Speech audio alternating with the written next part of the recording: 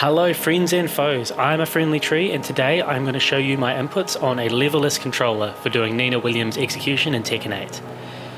With my normal disclaimer, while I've been playing the game on multiple peripherals for a very long time, I know I'm not the best at execution. The way that I hold and use the device is far from the only way and may not be the best for every person. And of course, no persons were harmed in the making of this video. Now, I've been playing on a Leverless controller. I know some people refer to it generically as a Hitbox, but mine is actually a Snackbox Micro. I've been playing on it for about a year now, and it is actually my device of choice at the moment. Not because I think it gives me any kind of competitive edge, but more just because it's nice and small. It's very easy for me to transport. I once went overseas and I took my Razer Panthera arcade stick, and it took up half a suitcase. The other half of the suitcase was filled with nappies, and I thought, man, I'm only using this stick for like a day in this whole trip. It just seemed like a waste of space. Well, I could almost fit this in my pocket. So it was either go onto pad or go on to something new, and I thought going on to something new would give me a bit more enjoyment while I waited for Tekken 8 to come out. But since Tekken 8 came out, it's still so convenient and I've stuck with it. So I've been using this for about a year and I've kind of got the hang of it now, but I've still got a long way to go.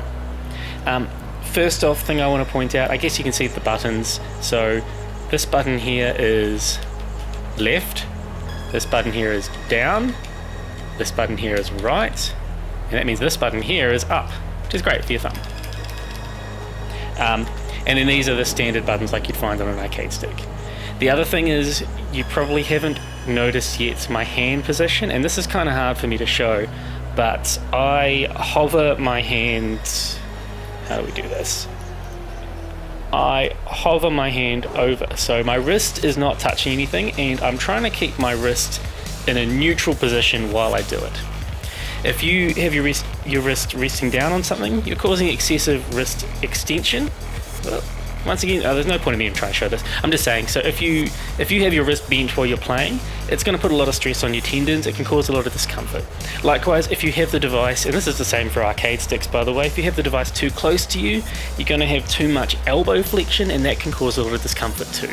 So make sure you're in a comfortable position, and yeah, if you have any pain, really just look at how other people are holding it and try and find a nice resting position. Elbows about 90 degrees and wrists straight. Even with that said, it took me quite a while before I could do a lot of things, quite a while before I could play the game for more than an hour or so at a time, because this ring finger here in particular gets very tired, especially when you're doing movements with it a lot. So yeah, it gets pretty uncomfortable. Then again, it's been a year and now it's fine. Now I can probably play for like 5 or 6 hours straight. Even using missioners, I can do it for quite a long time, probably about that amount of time, yeah.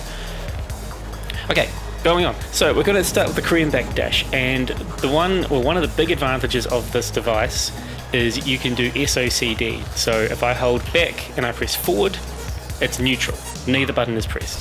So with that in mind, you can actually do a Korean Backdash by holding the back button and tapping forward, down, back, down, forward, down, forward, down, forward. Oh. What am I doing? That's right, yep.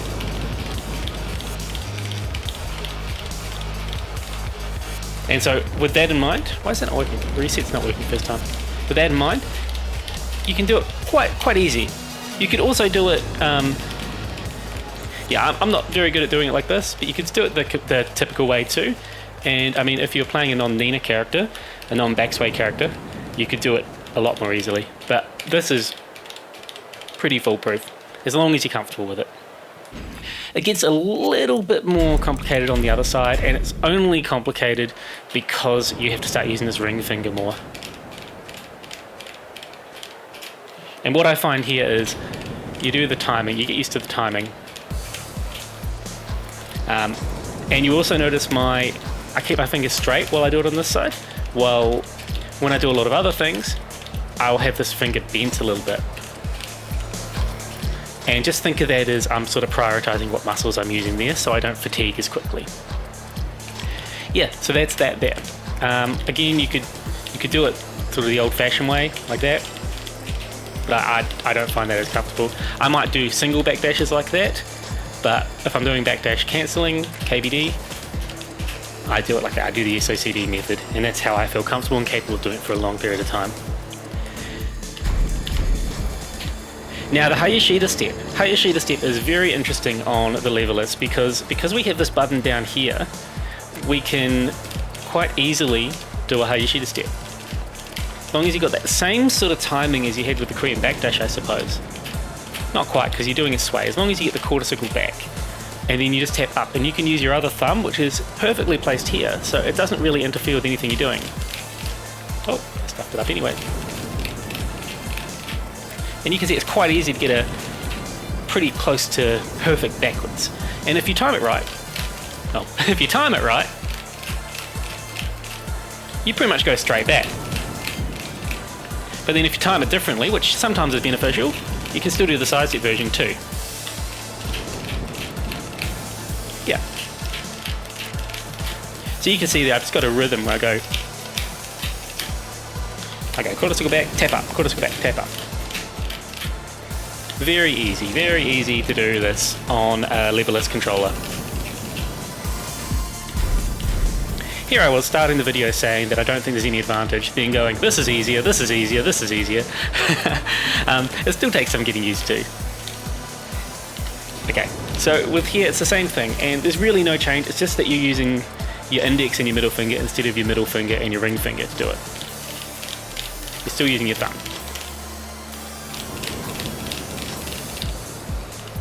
And you can do either version.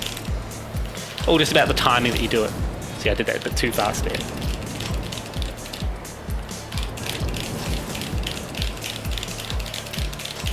It's very easy.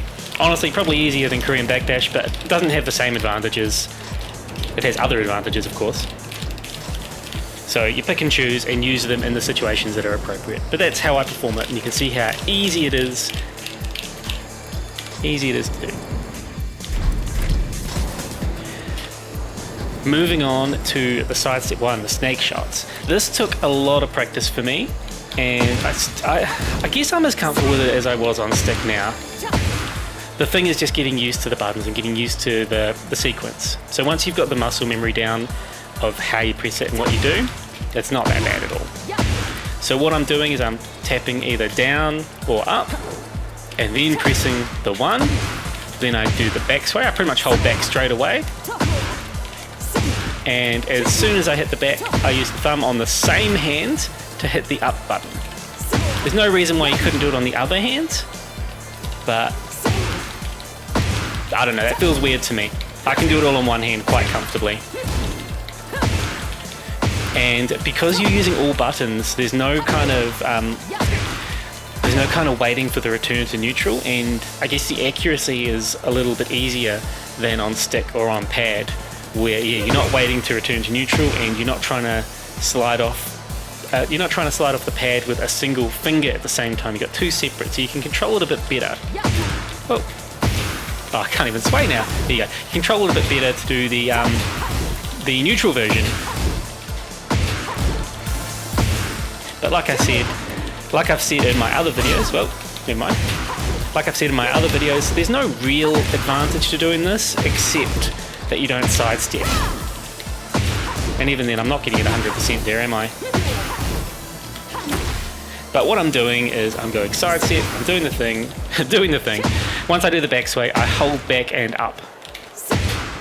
And I do a backflip. As long as I release them on the same frame, I can do whatever I want. But there's no reason why you can't just do that with up. You don't have to hold the back button. You could just press the up, and then you do the version that you get those out of. Oh. I guess the key thing here is as long as you don't release the back after the up, because if you go that and then you tap up and then lose the back afterwards, you get the back flip like that.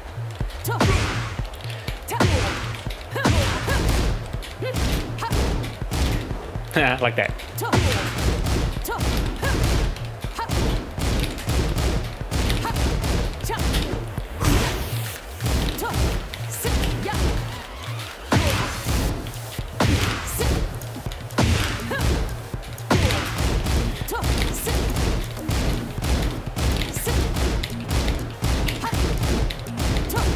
You get the idea.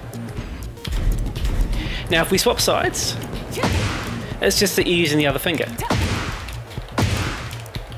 Same principle apply. So I'm doing, well there we go. I'm doing a side step 1, side step then press the 1, then I hold the back.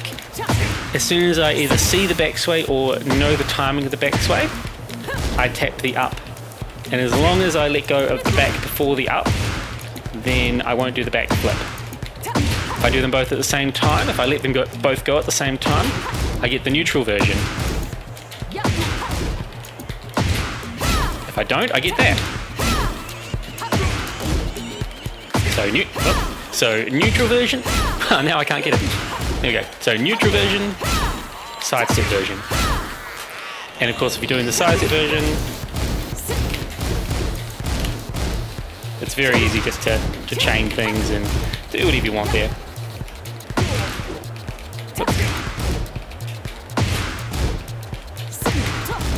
Do whatever you want. Yeah.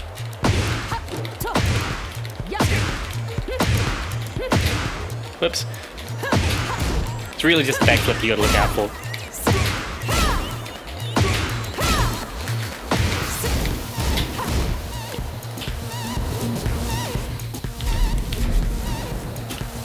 Next, we're going on to the side step 1+2 pickups. So, side step 1+2. I still out of muscle memory, it doesn't matter what peripheral I'm using, I do a triple dash to do it, and I generally pick up with a down 2, although I'm very mindful I should be using while standing 3+4 or more. So like that, or that. I don't know why I did a 3 there. Huh. I don't know why I'm getting buttons mixed. See, it shows I'm still not familiar enough with this device, am I?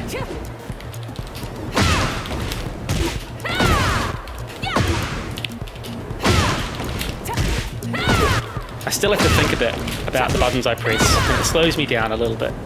Okay, but you can also do down back 4-3,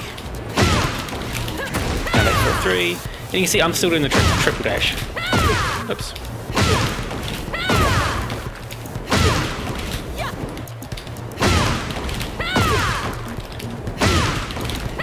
Single, well double dash.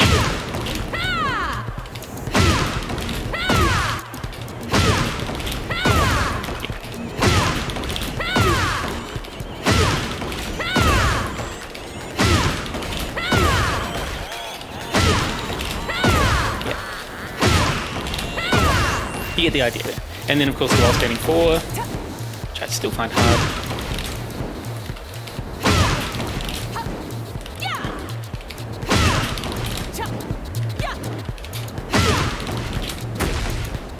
Whoops, my keyboard just came up. There's one awkward thing, it's these buttons. So this is my start button, this is my select button for reset. There's little buttons up here. This one opens a keyboard up on my screen. Wow, I'm not good at this one. So you can see I'm better than this, or better at this on stick probably. But in general... Wow, okay. Yeah, in general that, and I'm just much more comfortable with the down 2.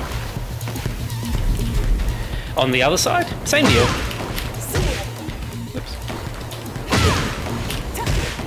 Same deal, I swear.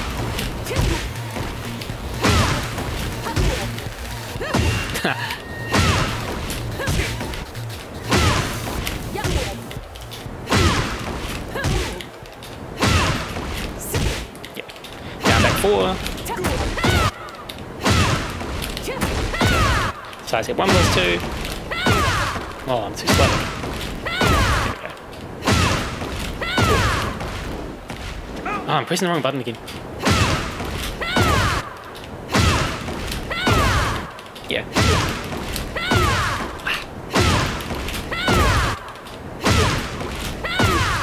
Why am I so slow on that side? Yeah. I did a side step, whoops.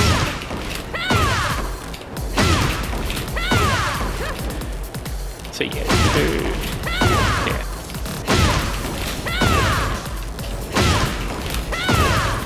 and this is the while standing. Yeah, this one's hard.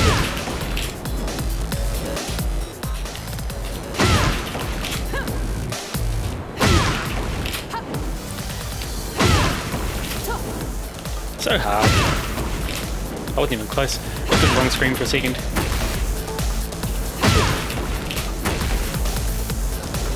What are we doing? Okay, look at my screen. Look at the right screen tree. Ironically, the right screen is actually the wrong screen. I want to look at the left screen. So you can see here, I'm probably better on how to do this. That dash was too slow.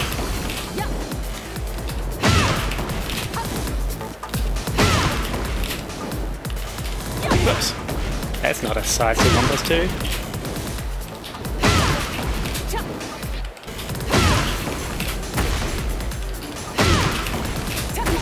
I'm too slow. See, I find this tough.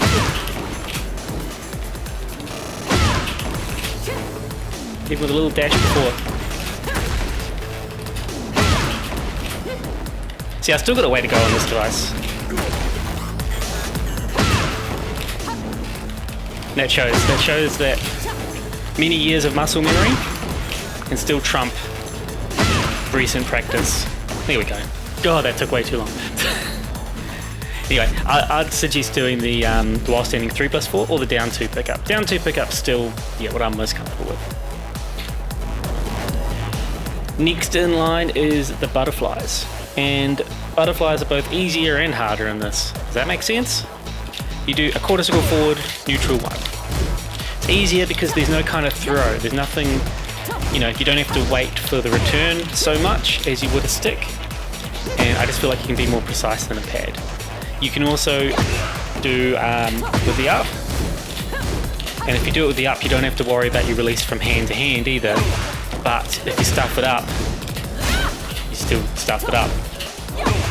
And over time, I've found I'm probably more comfortable just doing the quarter circle forward, neutral 1 overall. So doing combos, for example.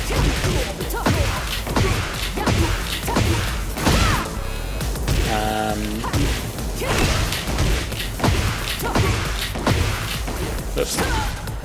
How many do we do there? We do 4.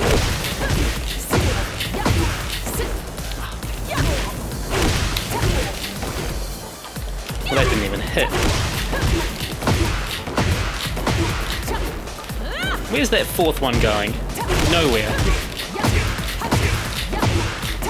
What?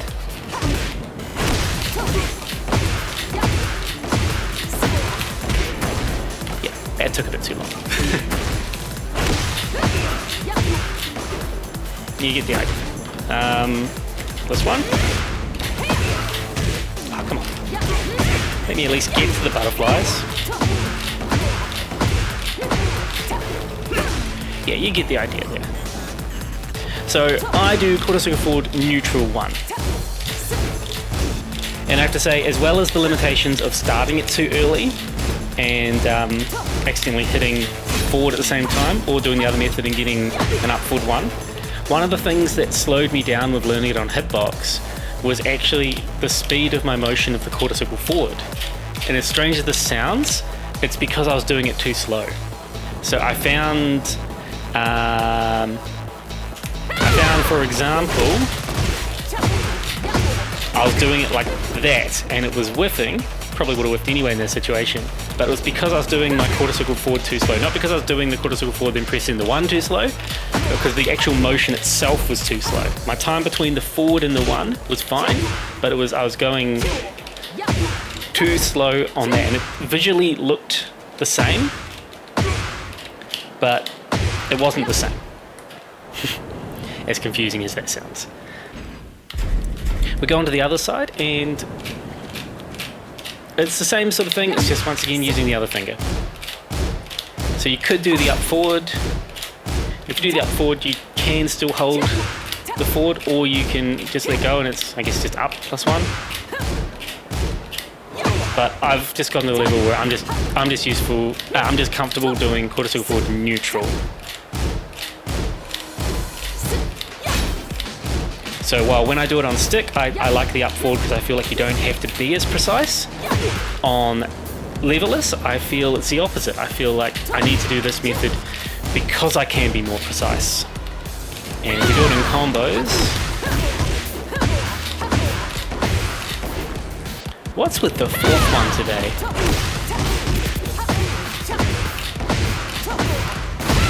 Yeah. Okay. Okay.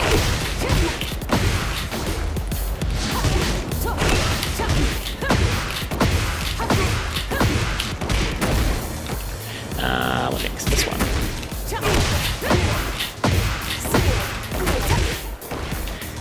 This one. So that's, yeah, too slow.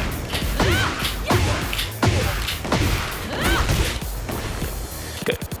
No showing off the down back twos yet. Yeah, so that's how I do my butterflies on a leverless controller. Next, we're going to go into the down forward 3-2 into down back 2. And it's the same way that I do it on any peripheral. So I do the down forward 3-2, then I hold the down back right away. As soon as I see a little bit of a funky Nina motion, or once I'm used to the timing, I do a down back 2. If I do it too early, she just sways. If I do it too late, it won't work in a combo. Right?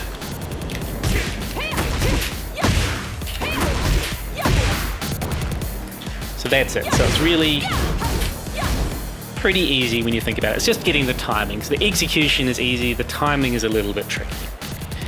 And so if we go for just a standard combo, what's that one that we do? So first off, we'll just do this one.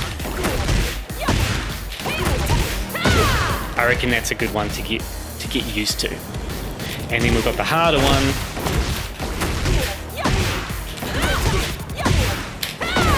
There. And that's all about getting the right timing with the down back 2 there and getting dashing far enough as well, of course.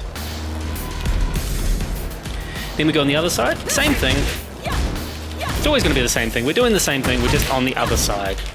It's not like there's some unfair advantage on being on one side, right? And you can either look for the little bit of a wriggle as Nina's trying to sway back, or you can just get a feel for the timing. But if you do it too early, you just get a back sway. If you do it too late, it won't work in a combo.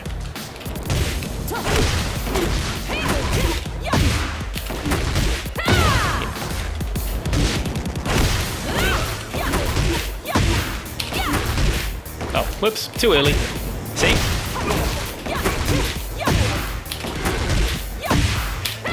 Didn't dash. Unrelated to what I'm showing.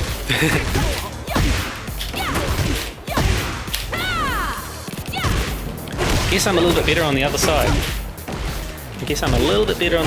But it's the dashes more. There we go. So that's how I do those on a leverless controller. Leverless peripheral. Okay, and lastly, we are going to go over the down back 2 into quarter circle forward 4, 3, 1 plus 2. This stuff is hard. This is really hard, and honestly, I don't really do this much in actual matches. I don't play many actual matches at the moment. That's my option select for this. But I don't do this much because the risk of dropping it seems much higher than the reward you get from doing it. It's more a bit of a flex, I think. Occasionally I'll do down back 2 into quarter circle forward 4, 3 for wall carry. But once again, that's more of a flex because there are easier options that give the same or similar wall carry generally. That being said, this is about execution. This is not about what you should be doing in a match. It's just about how to do it. So let's go over it. So what we're doing is we're using the hit recovery to buffer the motion before the move comes out. So you do a down back 2. While Nina's stuck in the motion, well, you cannot move, you're entering a forward, quarter circle forward, and then you should see her run out of it. Right? If you stuff it up, you get that. And you can see there from my inputs, I've got a forward, then I've got a down forward 4. So I didn't get the whole quarter circle forward. But another key thing I find is that you really need to do it like a fast, like a Mishima crouch dash. because if you do it too slow, well, if you do it too slow and it's out of the buffer, it doesn't work. But if you do it too slow and it's in the buffer, you get that. You get the forward, forward, 4. So Mishima. Oh. And it also depends on when you start it as well. So it's not like if you do the forward then the down as quickly as possible. It's not that that gap there makes it always work. You've got to also have the timing of when you do it. So it is tricky. It's very tricky. So let's try and do it in a combo. And let's cry as we struggle. Like that.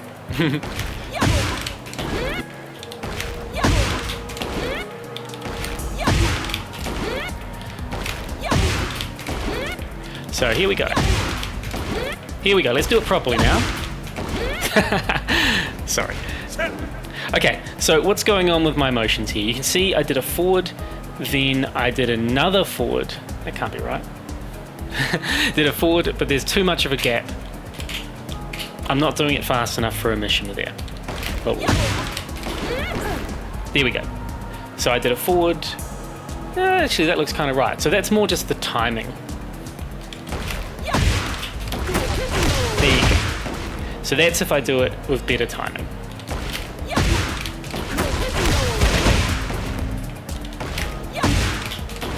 Oh, that's with worse. Well, that's with missing the down forward.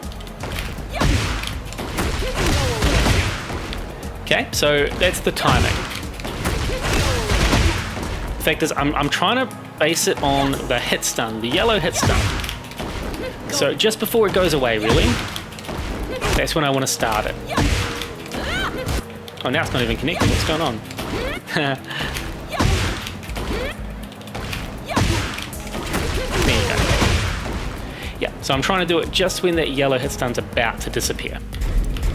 I think I've often told people I do it like when I see the hit stun appear, I start doing the motion. That's the same thing. It's just I'm timing it with when it's about to disappear. So same thing on this side, but I don't know. I have trouble on this side. I have trouble on both sides. Okay, so here we go.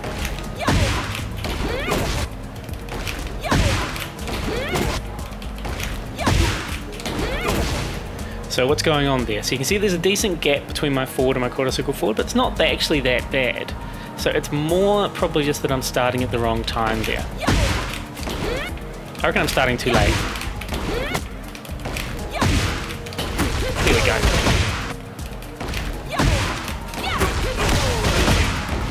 Once you get the timing down, it's still bloody hard.